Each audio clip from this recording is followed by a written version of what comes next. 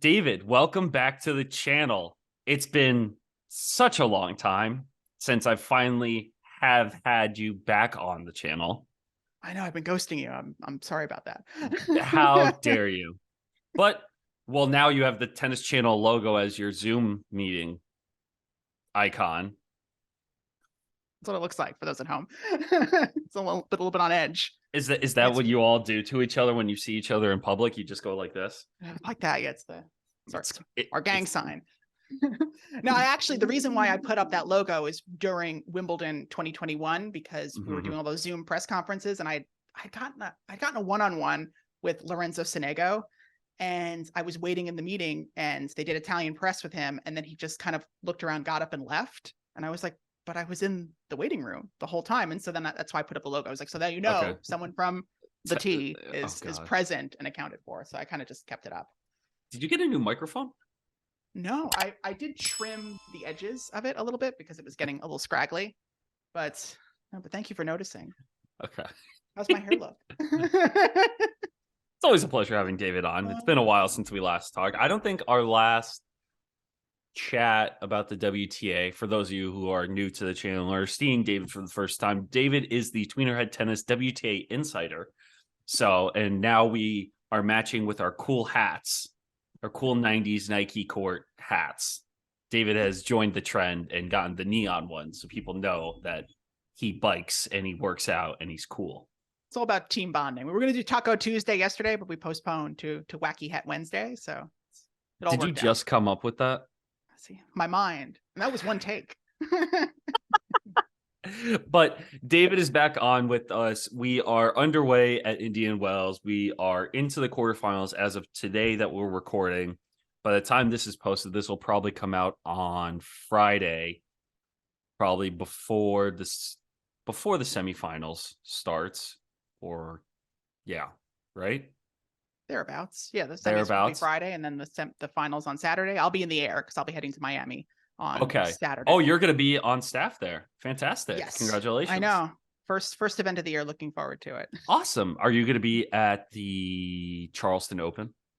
I am not. No, the fact that has been my my most egregious WTA blind spot in almost 8 years of working both for the tour and in tennis is kind of insane because it's on the East Coast. I really should just get it together and go myself, but I'm too proud. We just applied, so we're trying to go because we have some time off and we want to go actually attend a tournament at a media center, which it would be the first one in forever, actually. Which is, yeah, from everything I've heard, it's fantastic access and it's amazing. Everyone's in a good mood. No, there's no bad, and I'm gonna jinx myself. Nothing. It's like a press heaven because it's a lot of fun. Great media room, great access, great opportunity to be with the players, understand what they're going through.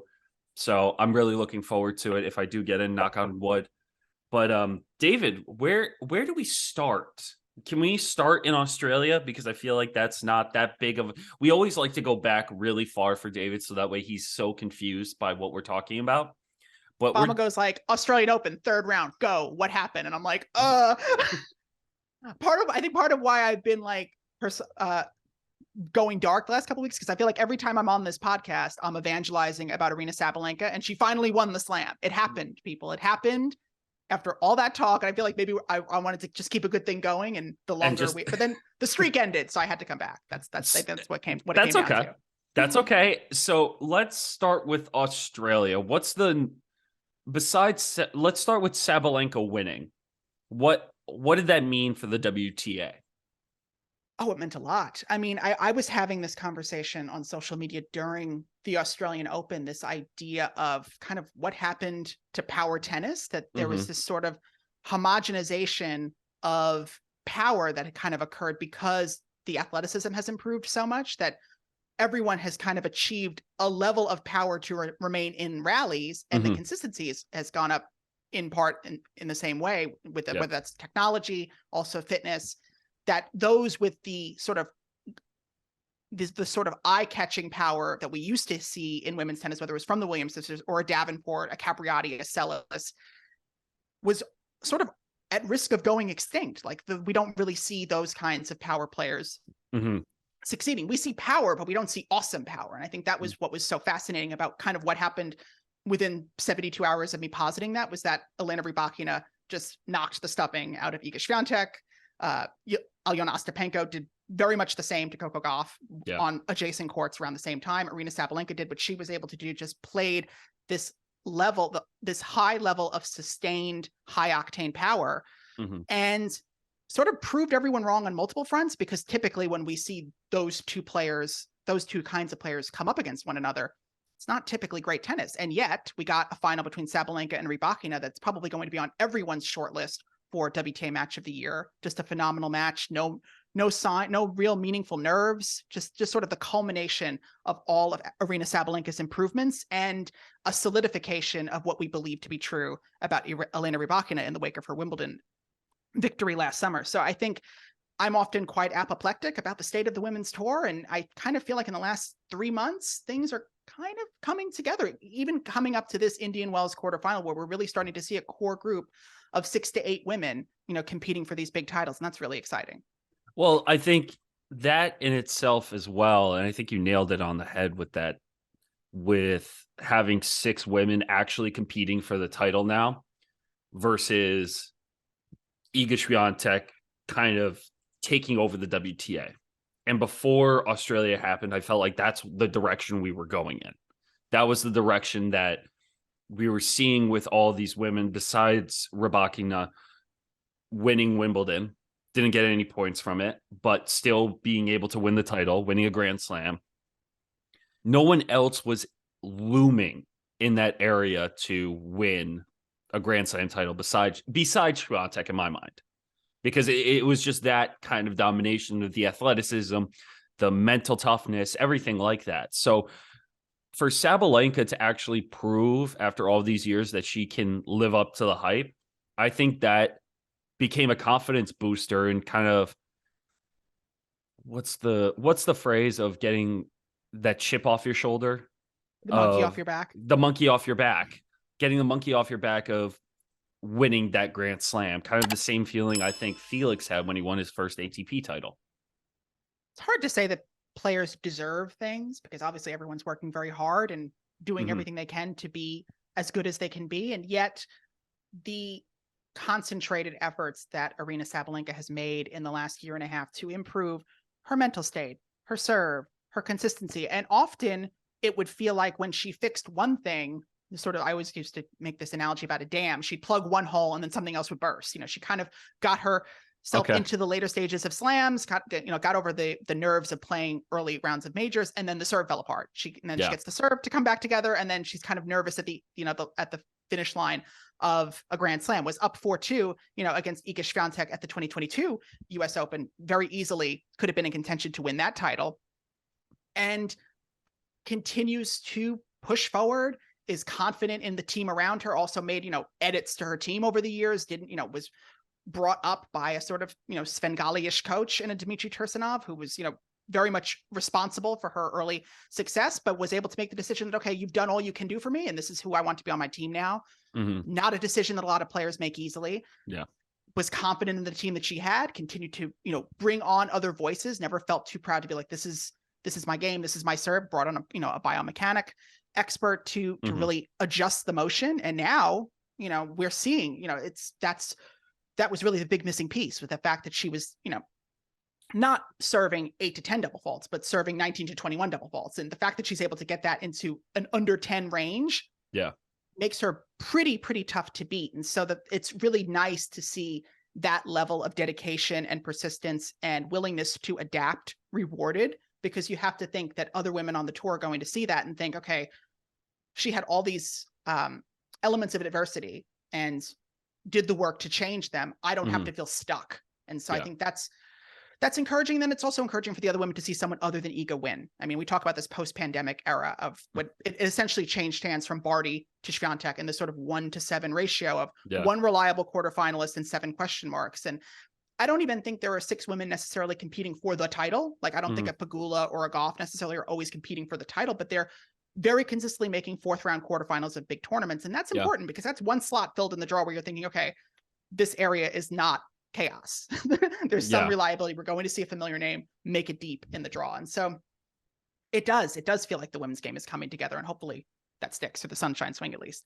Oh, 100%. And we're kind of seeing that. And after Swiatek won, she beat Raducanu last night, correct? I'm not just making that. Okay. Just in a match that I wasn't clear how that would go. I mean, granted, I think Emma is still fairly limited technically, and played as well as she could to beat Beatrice Adamai, but also was playing with a lot of confidence and has won 3 matches in a row for only the second time since winning the Open. You feel like, well, and Iga hasn't always been 1,000%, although she seems to be back into that headspace now. But at the same time, she also hasn't had to really beat anyone that would challenge her in the way of Sabalenka, a Rybakina, Keys. I think that's really what came out about Iga in the post Australian Open, is that you have to bring a level of power and consistency to really beat her. And that's really very few women are able to achieve that. And one of them is obviously, of course, Krejcikova, who went out. So that's one less person for Iga to worry about. Well, and it's funny you say that. And before we get on to the next topic that you just mentioned, in terms of power, from what I'm hearing is you can out-hit Iga, but you have to be consistent about it, because she can run down as many balls as she can. She's very good at it. She's very athletic, but it seems like you do have the possibility of out-hitting her when you do it consistently. You have to possess a level of power, though. I think we're seeing the difference perhaps even between like a Caroline Garcia level of power and a Rybakina level of power. The heaviness to a Rybakina ball versus sort of like the line drivedness of a Caroline Garcia, which is just not as consistent and allows Iga some opportunities to turn things around. If you can, that's what I was saying a few weeks ago. It's like the bad news for Iga is that the book is out on her. The good news is maybe 3 or 4 women can read it. I mean, like that's sort of where we're at this point. So, I mean, but that also creates the best of both worlds, because that's if those women are able to play as consistently as we hope they are, they'll be the ones challenging Iga in finals. And Iga's not going to lose every single time. She's too talented for that to happen. So it just creates a potential for rivalries. And that was sort of the permutation that was missing. So I think that's a perfect lid on it too, because the next question I had for you was, and we just mentioned her, Emma Raducanu. Are we on the way to seeing her be back into the US Open form? Because that's the only form I feel like we can compare it to, because that's the only time we've seen her have success. I mean, Emma thinks so. I mean, she has certainly big ambitions based on her post-loss press conference, that she feels like she can be one of the game's, preeminent athletes, physically speaking, and based on the injuries that she's had. I don't necessarily equate, chronic injuries with tremendous athleticism. Obviously, those are 2 slightly different skill sets, but in order to be a great athlete, you have to have a very fit body. And she is not someone who's proven capable of doing that for long periods of time. When we're talking about the BNP Paribas Open, Indian Wells, I mean, Danielle Medvedev would be the first person to tell you that this is a very unique hard court, one that's very slow, one that really takes the pace out of the ball. And I think that's what we saw benefit Emma here, is that it just gave her that extra bit of time technically to hit through the ball. And obviously it also didn't have to really play anyone with tremendous, power to make the 4th round. So, I mean, but at the same time, she's someone who, I think trades in confidence, and I hope she comes out of this feeling confident, and, maybe that'll kind of make up some of the gaps in what may be still persisting in her game, and, come to Miami and have a good result. But I think it's also important not to get too ahead of herself and thinking, okay, this is, the start of, something, me being a top 20, 30 player consistently. I think if she can get to a point where she's top 32 by the end of the year, I think that would be a tremendous victory. So what would you consider a victory for her to be at this upcoming Miami Open? I mean, realistically, 3rd round, I think she's a player. I think if she can make the 3rd round, that probably means she had to beat at least 1 seed, maybe a lower seed. That would be solid. That way she's making it close to the second week of both, hardcore tournaments. And then there'll be a little bit less pressure on her going into clay. And then she can hopefully, work her way up for grass again. But that's, I wouldn't want to put the expectations too high. I think that's dangerous. And are you seeing a giant change? Because I know she added Murray's coach to her team. Have you noticed anything different that she is improving upon that we didn't see last year, or beside that's affecting her in a positive change?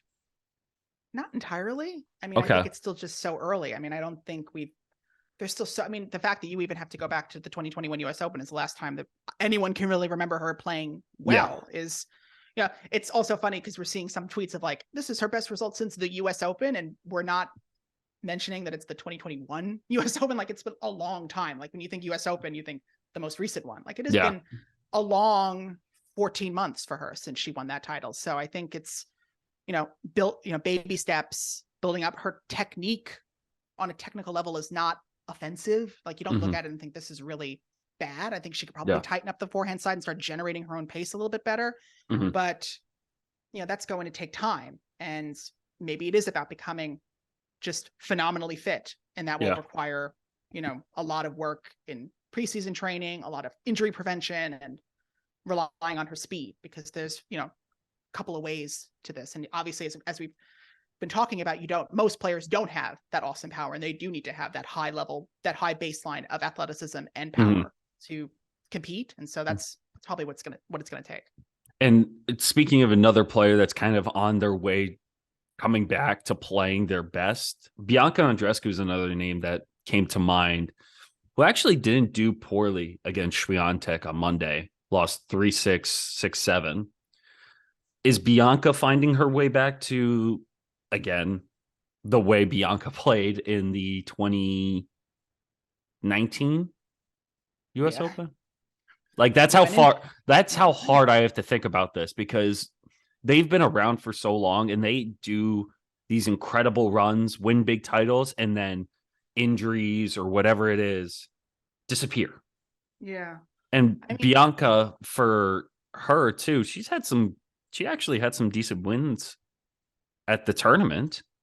She hasn't done poorly, but it's not there yet for her. She even had to come back against Peyton Stearns, but Peyton Stearns is another American in my mind that could possibly be top 50 very, very soon. Yeah, I mean, Bianca was seeded here, which is good. And she got a win, which is good. And she didn't, let herself get totally blown out by Iga, which is good. I mean, it's a shame, because I feel like a lot of talk about like confidence, just someone who was just made of win, that just this belief that she could come back from any injury and just, hit the ground running and fight her way through. And basically, since making that Miami final and injuring herself there, just hasn't really looked quite the same. And there've been tinkerings and coaching changes, and how can we maximize this and towards long-term success, and it hasn't really come together, which is a shame, because I think she's another tremendous personality for the women's game, someone who would be, just a great addition to the tapestry, and we really haven't gotten even a percentage of that, since the 2019 Open. So I think, she's another one who's going to come out of this hopefully with positives, hopefully came out of this with no niggling issues. Yeah. And is someone who can play well, obviously, in Miami, and can play well on clay. So I think you think of long term over the next 8 weeks. Yeah. You would think that Bianca has a bit more of an advantage, because she can play well on clay. Never really quite has, but that's also just a confluence of other issues. So, I mean, playing Iga tight in 2 sets was important here. Yeah, for sure. In terms of a confidence booster, I think you're right. That's the only way that I think that it's a good moving forward point for her, and for her as well. And another name I just want to briefly touch upon is Badoza, kind of finding that form again. What a reaction I just had from you when I said Badoza. Because she lost to Raducanu in 3 and 5. Yeah, it felt like a layup. I mean, this was a court that was supposed to probably help Badoza, maybe not help Raducanu as much. And Badoza's beaten Raducanu. I think had beaten her the last 2 or 3 times that they'd played.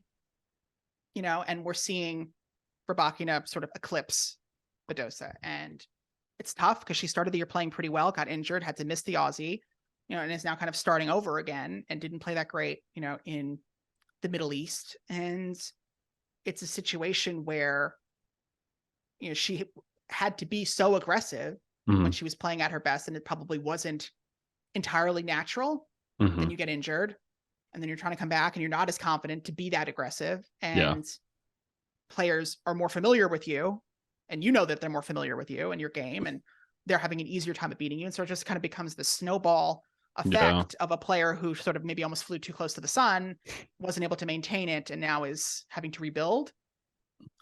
I mean, like Raducanu, but maybe even better, there's something, I don't really feel like there's really anything technically wrong with her, where you don't feel like, okay, this is something that's really going to hold her back. The serve, perhaps a little bit, but she looked like she was in good shape. I mean, like I did think that that was going to be a launching pad moment for her to at least get that win. That was going to be something to kind of announce herself that she was back. And, you know, again, like Andreescu, someone who could play well on clay, so you don't have to feel like, okay, this entire season is lost. But, you know, we burned through the first 2.5 months of the season, and she doesn't really have that much to show for it. She's probably going to drop out of the potentially top 30 now as a result of losing these semifinal points. And Let's got see. a lot more points to defend, you know, in Miami and Charleston and She's Stuttgart. Yes. This is sort of the end of the road for her in terms of points to defend, but it's going to be a pretty precipitous drop for her if she doesn't really defend a lot in the next month, because she doesn't have much to defend in Madrid, Rome, Roland Garros, maybe a little bit nothing in Wimbledon, and not much in the summer. So I think she's dropping out of the top 30 for sure. Yeah. And then she'll be unseated at slams. You know, it just kind of becomes this, you know, it's an overall arching disaster. factor. Yeah, exactly. Because because in that ranking wise, like that cluster right now is Badoza, Collins, Andreescu, Teichmann, Tomljanovic. Like that cluster right there kind of. The island of misfit toys. Oh, it's a shame. I don't know what Jill Teichmann's doing there, but it's sort of just like all these, like, you know. Well, Teichmann should be higher. Potential hopes. Teichmann, in my opinion, should be higher. Beating Bencic, I feel like as a tennis player, she's underrated. She won Billie Jean King Cup. She's a tricky lefty, has the game for it, but I feel like people overlook her because I don't know why. I genuinely don't know why. It's very retro, the game. It's very clay courty throwback. It's not really, I don't think there's not a modernness to it. And I think that can be, you know, it's hard to do that all the time at a high level, because there is sort of like a natural defensiveness to the style of play. And the fact that she was able to beat Bencic, who has to be exhausted at this stage of the season. So I also haven't been entirely glamored by the Bencic run of results. I mean, the Samsonova final was probably the most impressive match of the season for her, in my opinion. But then it's also a match that broke Samsonova. It was has been awful since, and lost like a brutal match here too. And like, God, they both kind of just like mutually assured destruction there, unfortunately, in that final. So I mean, I don't read entirely too much into Teichmann beating Bencic. I don't read a ton into what Samsonova is doing right now either. Because I agree. And I think, here's another thing I wanted to get your opinion on. Recently on Twitter, Pan Schreiber's quote that came out about Gauff. Right. So that was correct. That was taken out of context, right? I mean, it's not verbatim, but it's close. It was not only taken out of context. I would venture to just say it was misinformation. Like what she had said was, there's no guarantees that anyone can win a slam, or there's no guarantees that she will win a slam. That's not, she may never win a slam ever. That's not what she said. What she said was, and this is something I would subscribe to, is that Coco Gauff needs to improve her forehand. And I think everyone knows that. Like that's not a secret, but it's something in Eurosport that they're probably not talking about as much as they would be in the States. I mean, I think we're a lot more invested in sort of the Americans, the Coco of it all. Yeah, a little bit. So I think, you know, maybe there isn't that same like meditation that's been had on Coco in Europe that there has been in the States. So I think that's a fair assessment, and it's true. There are no, I mean, if you ask me, I would say there's no guarantee that Coco wins a slam. I mean, there isn't. There just isn't. I mean, I think that's just a reality because of the way that she is technically set up. I mean, listen, I think she could do a lot of really phenomenal things in the world, both in tennis and outside. But when it comes to the job of winning a Grand Slam, you know, she's someone who's made a final and, you know, did not play that well at all in the final. It was really just very much overawed and overmatched. And I think at this stage, overwhelmed, I think too, where it wasn't the same Coco Gauff that we know who can beat players. Ika hit everything to the forehand and everything went out. I mean, it just sort of like, that's sort of and it summed it up being out, you know, and that's always going to be what players are probably going to try to do against Coco in tight situations instead of the forehand. I mean, they did it at Fort Worth. I mean, she had a brutal week. I mean, it's the most impressive thing to me in 2023 so far is that both Pegula and Gauff did not allow that week to destroy them, because that was the kind of week where they were combined 0-9 in singles and doubles. You feel like we're never going to see them again. That's demoralizing. Eugenie Bouchard went 0-3, perhaps even not as bad in 2014 against, the likes of Serena and Halep and Ivanovic, and it shattered her. I mean, you think of like what happened to Gauff against not as intense of a field, and wasn't able to beat Kazakina, wasn't able to beat, really put up much of a fight against Garcia, and obviously has had the struggles against Iga. So the fact that they've both been able to really bounce back and be consistent fourth round quarterfinalists, good on them. But I think both, certainly Gauff technically has a lot to work on to become a potential Grand Slam champion. I agree. And I want to get I wouldn't say controversial, but on a more serious note too, you stayed up late last night talking to or listening to Swiatek give her statement about Potapova, who you've said on this podcast that on this channel that you like Potapova's game. She is a good player. She is really good. But coming out in that Spartak Moscow jersey during this time may or may not have been the best move. I mean, I love the fact that you think that I stayed up to listen to it. I read it when I got up this morning, but thank you. Okay, fantastic. Okay, we're just doing our job then. We're just doing that job. I thought you were dedicated, David. My bad. Come on. But I wasn't covering the night shift last night, but go on. Okay, but continuing with this narrative, after Iga made that statement and Serenko coming out with her post interview after she withdrew from her match against Sabalenka, and hearing what the WTA CEO had to say, Steve Simon, I wanted to get your thoughts on this, because now Russian and Belarusian players are going to be able to play Wimbledon. And that's certainly the scuttlebutt in the British press. We don't know anything of whether they're going to be allowed to play or not. What from what the rumorville is, from what the rumorville is, they hopefully will be. But kind of going back to Indian Wells specifically, I want to get your take on this situation. So there's a lot to tackle. So let's start with Swiatek's statement about Potapova. Let's go with that. Well, okay. Well, so I mean, it's a rough thing, because I don't believe, and I don't know what Serenko said or has said, that I don't believe she spoke to Steve Simon as a result of what happened with Potapova. I think it's sort of just an unfortunate coincidence that both of those things kind of happened within 24 hours of one another, and that kind of added some accelerant to the situation, because she mentioned wanting to talk to Steve about Monterey and the balls there and how that was, they were not of the best quality. So I don't know if she necessarily saw that and then went to speak to Steve. But anyway, with Potapova, she has been photographed in the Lukoil Spartak shirt before. She was wearing it in the Middle East to practice, and did an interview with Russian press about how she's been a lifelong Spartak fan. And I don't know the implications of that necessarily. I don't know how Spartak, how they're funded, if they are funded by the government, it's sort of that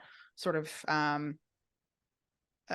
twist here. But I was certainly surprised that she walked on court wearing it. I don't know what that was apropos of, if for no other reason than what a crazy distraction from a match that you probably could have and should have won. I mean, like the fact that she was up 3-1 in the third.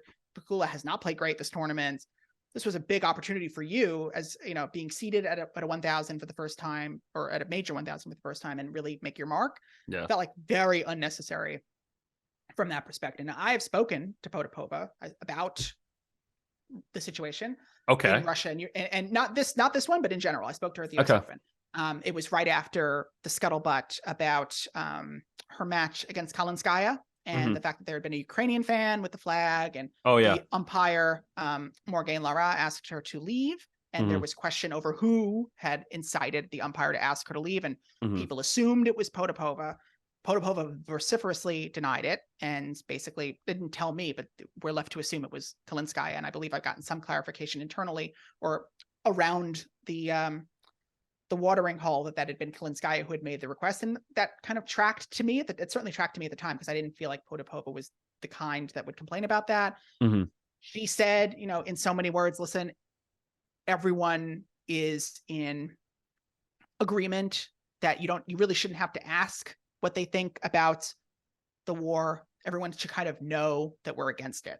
And I've been in touch with my friends who are affected by this, and they know how I feel. And this is something that we cannot control. And this is a perspective that I am certainly sympathetic to, because given the situation in Russia, what is being conveyed is that those who speak out do so at tremendous risk to themselves, and given what one could be punished, not just themselves, but their family, these are difficult times, and certainly nuanced times. Yes. So with all that said, I was surprised that having had that conversation where she then went to do something that would certainly be perceived as provocative, to say nothing of that. And then to speak of Tsarenko, when she withdrew from her match against Sabalenka, it felt like about 50-50 chance that it was either that she was genuinely injured, because she is often genuinely injured, or that this was pulled out of 14 matches. Yeah, I mean, she's had a bum elbow for the last 4 years, like basically since she made the US Open quarterfinal a couple of years ago. Like, it's been pretty rough, because it's a shame, because she was really coming into her game at that point in her career, then have this chronic issue.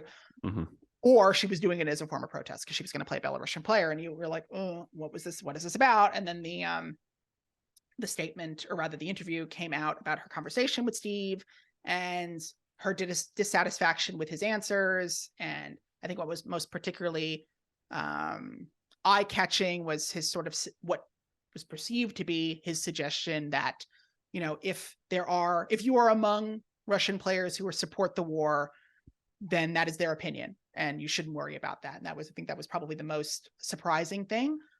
Other than that, the things that he told Lesia were not that shocking to me. I don't think this is a very tricky situation. The WTA is coming off of, because I think the sentiment, and it's an understandable one, is that the Ukrainians don't want to be around Russians and Belarusians, period. They would rather them all banned all the time.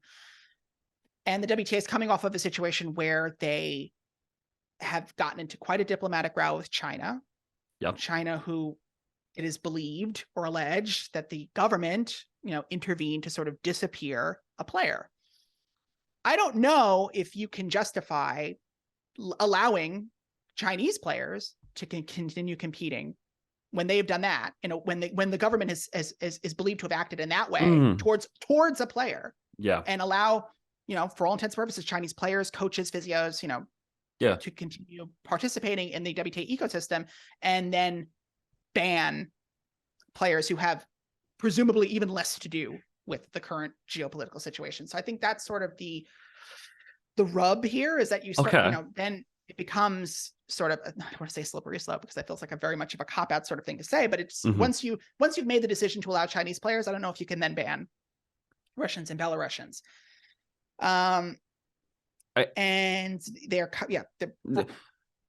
believed to come back at Wimbledon, and they're likely to play at the Olympics, which is all very much brutal, because it's not really why now versus a year ago. It feels like, if anything, the situation is worse. It kind of creates this difficult situation, and it becomes incumbent on players with power like Iga Swiatek, who is, I guess, for all intents and purposes, the first Ukrainian number one, because she is the one with the most power to speak about this situation. I think I'd said this a couple of days ago, that there is no top-ranked Ukrainian with that platform of an Iga. The closest is Svitolina. She's not currently playing. She's going to come back, but doesn't really carry the gravitas of a reigning Grand Slam champion, world number one, like an Iga Swiatek. And so I think that may change things. I don't know what Iga will say, what the results of what Iga has said, how that will affect things, but all in all, not great. It's not, yes, I think the first thing I want to say is, I think when Kostyuk won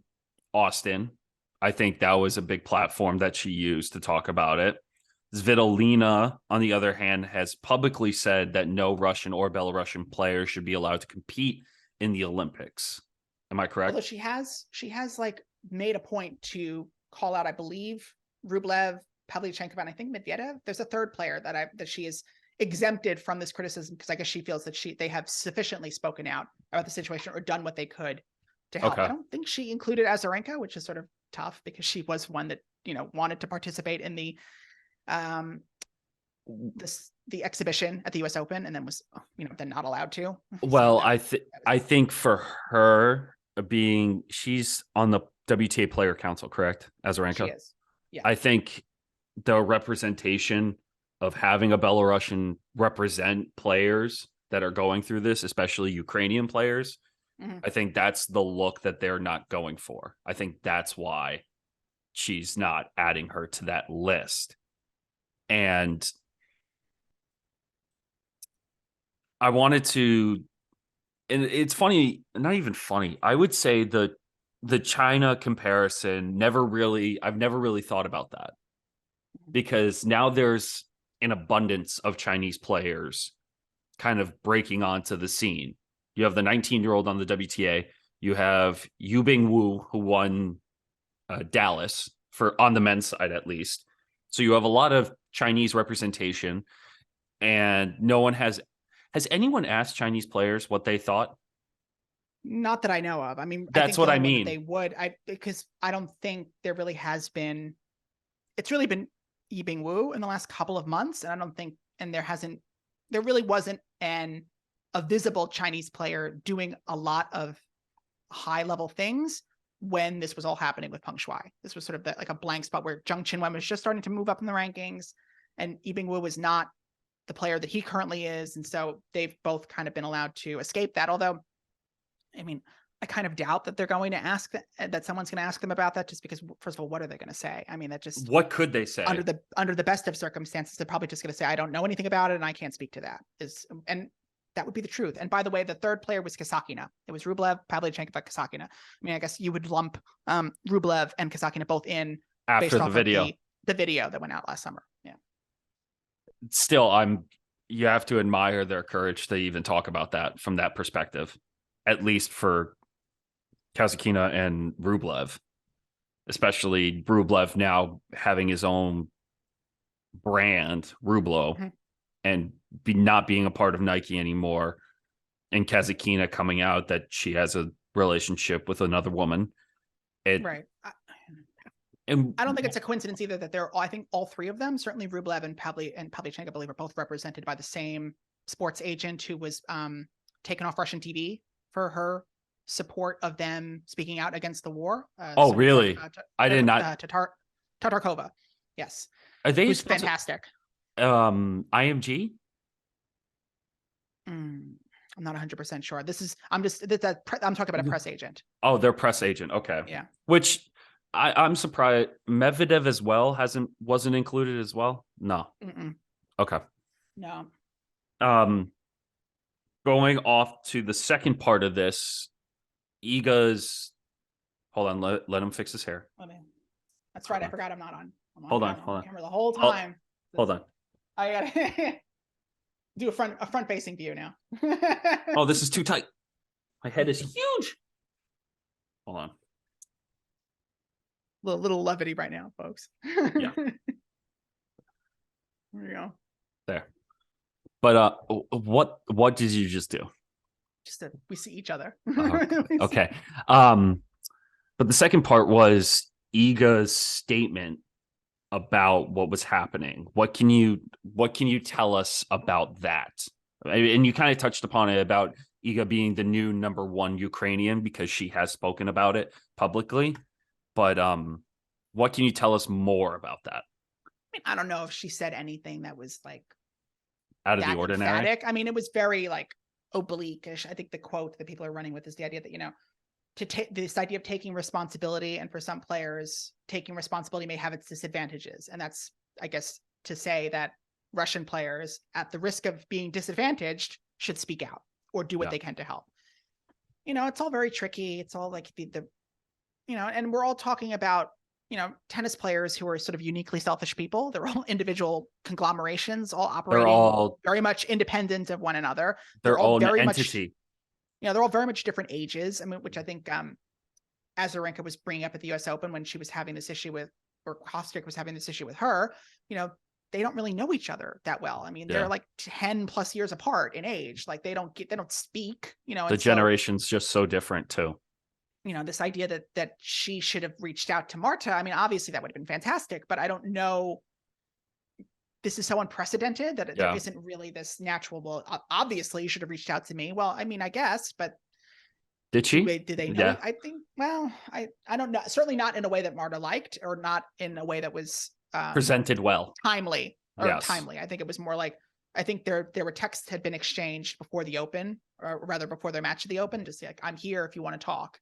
And I think Marta had wanted to convey to her that I'm just not going to shake your hand. And she also didn't shake hands with Gracheva in Texas, which a lot to remark on in that match. First of all, the fact that Marta was able to play as well as she did in light of what had to be a very stressful situation, knowing that she was going to do all this stuff. And then also for Gracheva to, not that both sides this, but for Gracheva to be as gracious in defeat. You know, I think both of them really handled themselves as well as they could have under the circumstances.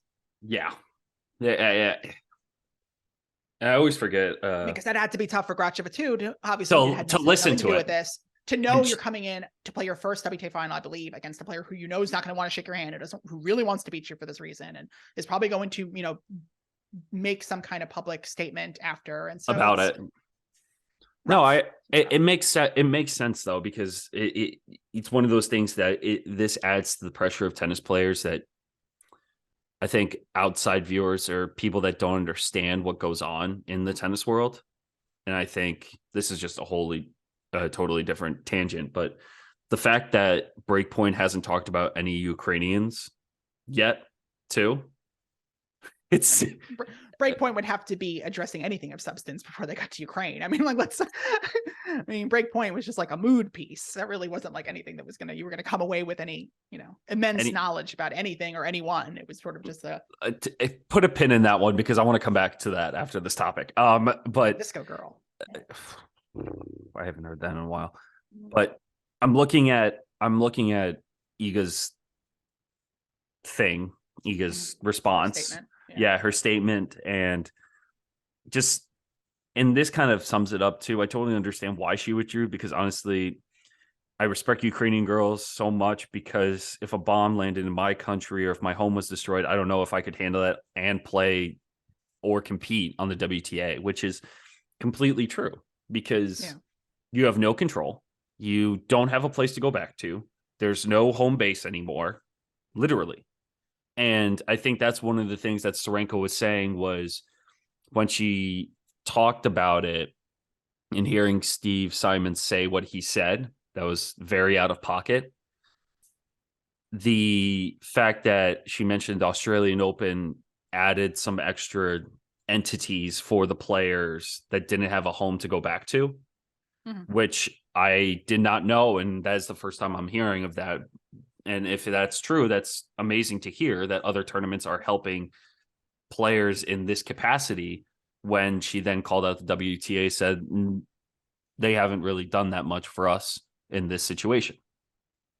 So I think that's something that everyone can agree on, is that maybe, you know, in the absence of punishing other players, uplifting those who need the help. I think that's something that maybe that will be something that is put together on a public platform in a way that's, you know, satisfactory to everybody. But I think, I mean, the content of most of what was relayed didn't really surprise me. You know, the WTA is not going to make a sweeping promise in that moment to a player.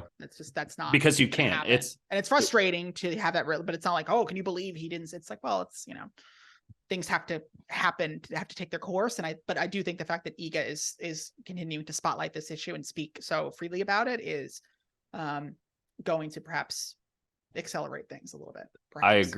I agree. And to go more to a lighter note as well, we just talked about that, and you kind of what's the word I'm looking for? You didn't insult it, but you definitely did not like it. The Breakpoint series of Netflix. Yeah. Through shade, I think, was probably the acceptable parlance. I'm going to be quite honest with you. Use those words. I've never heard that before. To be honest, David, I've never heard that word before, nor do I have any intention of You've never heard of the concept of throwing shade or being shady? No, oh, that's what you said. I didn't know what you said. I thought you That's said what I have to some deal with. weird French word. Oh, You throwing think shade. I said was the common parlance. That's a word. that's worse? I think that's so What, much worse. what I have to deal with, ladies and gentlemen. That's what I'm Oh, dealing with. please. I'm articulate enough and my vocab is good enough for you guys to understand what tennis is. Don't throw up the Italian. But about Breakpoint, what do you want to know about Breakpoint, Phil? Did I like it? Yes. Let's go with that first. I like it. I mean, I wanted to learn new things and I wanted to see players in a different light. And what I got was players. Nothing. I got the cliff notes on every player, like to the T, like every article, if you watched a single tennis match or read a single article about any of these players, you would get the entire episode of the entire synopsis. That was it. I mean, it was disappointing. I mean, I don't know if that had to do, I mean, first of all, you could feel the fact that, ooh, that show just wanted Rafael Nadal to be a part of it so bad. Oh, they wanted him so bad. And like all the with the previews with him Rude.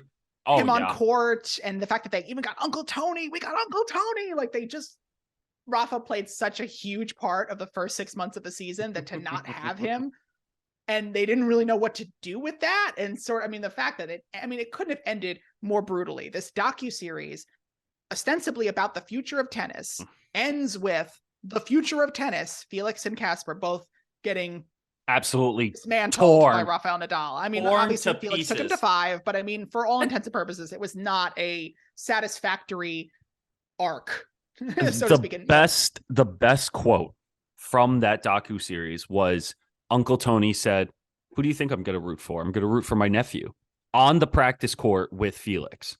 Yeah, I mean, it was undercutting the entire concept of the doc, while it's happening. I mean, that was difficult, but at the same time, I think a lot of time was spent trying to shoehorn Rafa into it, where it could have just been an opportunity to work with who was there. I mean, Casper talked about it before the tournament this week. I mean, he was like, I basically said I had a very controversial match at Roland Garros that they just breezed past against Holger Rune. And I mean, that was probably one of the few times I gasped, is that they just did a graphic, a draw bracket graphic, and just like him breezing past Holger Rune. I was like, I don't think it was quite a breeze. Thank you. I think there was quite a bit that happened there that you so much more to what look, he just beat these people.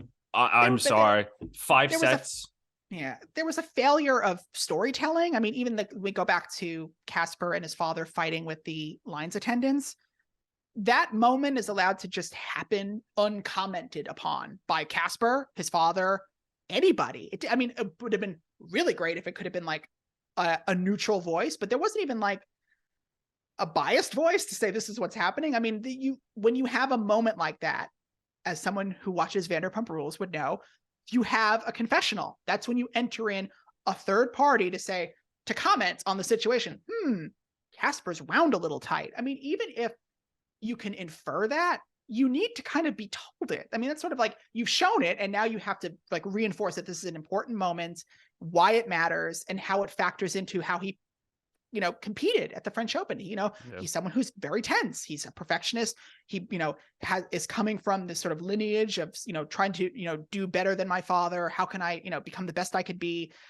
That there were so many narrative threads that could have been created, and yet it was just very much a mood piece. It was just something that was expected to just sort of wash over you with like sort of the most basic of information. And it kind of made me think that, like, are we just meant to coast on the fact that these players are attractive? Like, what are we actually getting out of this? Like, because we're not being shown that they're interesting. We're being shown that they're hot. I mean, but I don't know if that's really effective. Well, the thing is, one of my favorite episodes from the docuseries was Jabor's, because as a player from Africa, being the non-traditional blonde-haired, blue eyes, look at me, I'm gorgeous and I play tennis, but someone that's worked their way to get to the top spot, play the way she does, like, that's, for me at least, that was the only episode where I looked at it and I went, okay, I learned something. I liked watching this. And Jabur's a personality. She's someone who can, Yes. joke with the camera and like not be like stiff as a board. And I think maybe that's just a function of not coming from this sort of, I mean, the fact that they included the agents, sort of being the talking heads felt very like, Well, this is not propaganda, but it just feels like we're not getting like a true story. If like the agent is deeply involved, the player, we're not really getting any, and then, insufficient reliance on, journalists to say that, so-and-so's nice, but they haven't won a slam or they haven't won a big title yet. I mean, yeah, that was all of them. Like we didn't need that beat every single time. And I mean, but even that episode with Badosa being the co-star of that episode. And again, you could just feel that they were ready to make her the star of that docuseries. And they had all this stuff on her that they had to like kind of dump into her one episode. Cause like, bam, she's out of the series right after she loses that match in Madrid. It was like, they were ready to make it the year of Paula. And she did not, she was one of the few that actually showed up in the Australian Open, Indian Wells, Madrid. And then that was also part of the problem, is that they really segmented the episodes so aggressively that like this was just the Nick episode. This is just the Taylor Fritz episode. This is just, we needed the success of these sorts of reality programming is how they interact with one another, how they're all, I mean, this is the tour. They practice with one another, but I'm sure Paula Badosa practiced with Ons Jabeur or Maria Sakkari at least once in 6 months, or Ayla Tomljanovic. You get that, and then you get them interacting. I mean, like that is, I mean, well, the whole premise of this show is based off the Drive to Survive series, and now that because that was the original that did so well, and what surrounded this, each episode or each buildup was a race. And that's a 3-day event. You have a week's worth of content to talk about a tournament. And you're only going to talk about 3 things. So going back to the Casper and Holger match, like the French, it should be a segment. It should be a tournament based around it rather than, or a 2-week span of 2 tournaments to get the full gist of it. And I spoke to Ayla Tomljanovic about the series before, and I kind of joked about it being reality TV. And she was like, well, that's like, airy fairy stuff, and this is going to be serious. And I was like, uh-oh. I feel like you're not really getting a grasp of what this is supposed to be. And then I asked her also if she had done a lot of talking heads, and she was like, not a lot. And I was like, uh-oh. Again, like we're not, and we clearly didn't. It seems like they all finally sat down once. I mean, like when you, again, as someone who watches Real Housewives, when you do these confessionals, you do these things many times throughout the season. You ask them to react to many different things to many different people. And if you can't get the players to talk about themselves, you get somebody else, you get more third parties, you get more journalists, you get more you get Roddick, you get players who are going to, Roddick was great, by the way. Roddick was probably the best. Roddick was probably the best. You needed like 10 of him, or at least like 6. Well, there's so many other journalists, I think, and personalities that could have been on this show. And no offense to Courtney, she's a great journalist, but having one and then one agent talk about several different things when they don't really have a hand in it, get someone else. I mean, I'm sure she had more interesting things to say, but they only kept her exposition, which was just shocking. I was like, why are you only having her talk about the most basic, boring things? Like, basic tennis.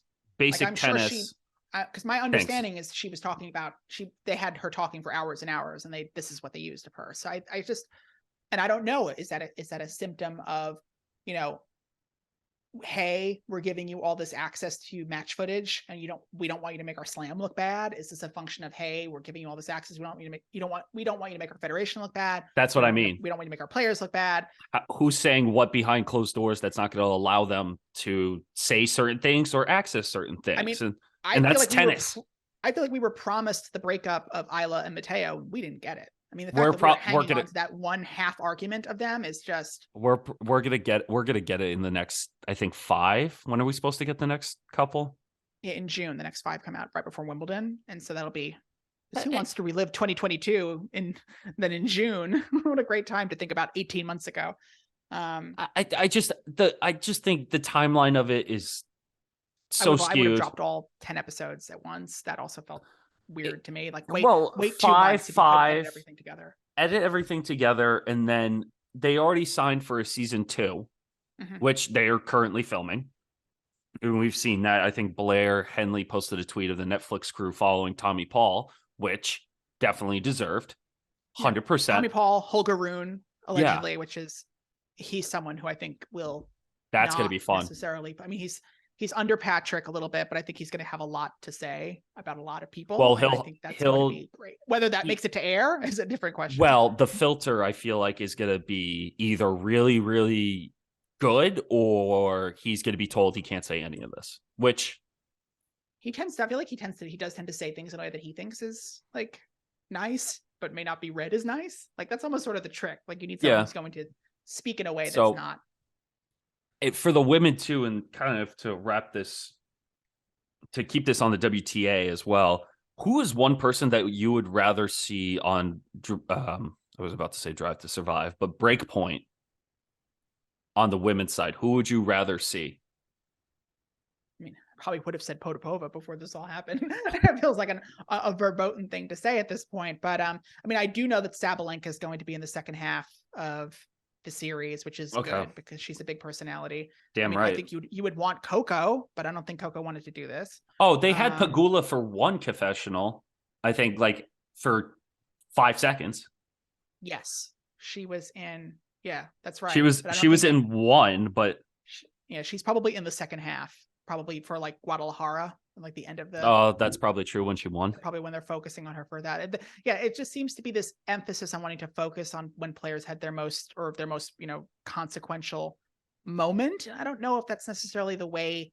I don't think you can really do that with a tennis player who has arguably 5 to 10 consequential matches a year. They don't just have one moment that sort of sums up their season. That's why I'm saying the tournament describes how, like, that's the story. Like, a tournament is the story, not one thing. At least for me. I think we would also want Bianca. You'd want Bianca. Oh yeah, what? Those are probably two of the most. And do we get Iga? Do we get Iga at all? We do. No? We do. When? I think in the second half. I think probably for the U.S. Open. Oh, probably. Either the U.S. Open. I mean, she won so much that they could probably, use her at any point. And I think Alcaraz is going to be second half as well. Yeah. Because there's a lot of like U.S. Open-y people. There's Alcaraz, there's Tiafoe, there's Isla. I mean, it might be a different kind of show the second half of the season, which I would hope is sort of they focus on more players, as opposed to just one player or two players at one tournament. It's and not even in the same draw. Typically, they were like one man and one woman. It was just not ideal. But it got renewed, which is good. More tennis, more exposure to tennis is good, and hopefully people came away from it who were not tennis fans who learned that. I would love to meet somebody who watched Breakpoint and is now like got tickets to the US Open as a result. That's not something I've heard yet, but I would like to hear about that. Because that's the ultimate measure of success. Like how have you converted them to become such a fan they're now going to invest in the sport? And we saw that with Drive to Survive. Yeah, we did. Now everyone's like a racing fan. Like exactly. Maybe they'll go to races. And they'll go to Austin. If they're from the States, they'll go somewhere for it.